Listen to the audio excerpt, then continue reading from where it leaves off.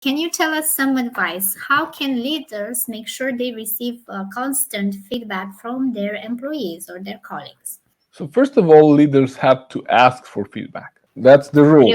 I agree. Because as a leader, you might believe that it's your responsibility to give feedback to your team, but very few people will feel that it's their responsibility to give feedback to the leader. So you as a leader, you have to, first of all, acknowledge the areas where are not your strengths. So I would often say, like, this is not my strength area. Help me understand here what I could do better. Like, how can I support you better in this area? And by starting with that statement, help me understand, and saying that this is not my strength area, I'm kind of acknowledging that I don't have all the answers. So then I kind of open up for that kind of feedback. Secondly, when you get feedback, answer with curiosity. So ask some contextual question and say, what do you mean by that?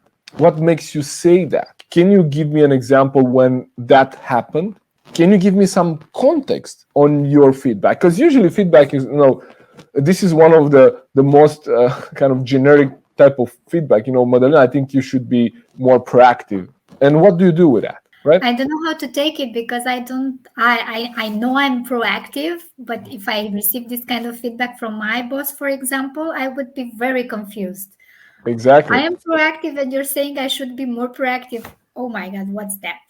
Exactly. So you ask some questions. Say, okay, so can you give me some context on your feedback? Can you give me an example? What makes you say that? What are you thinking about? And say, well, that situation with that customer there when I felt that, and you say, oh, okay, so that's one situation. At least you know what they're talking about. And it might be something that is very fresh on your mind, or if something that you even forgot or never been aware of. So then at least you have a conversation and you see, okay, so that situation, now we have at least a concrete example.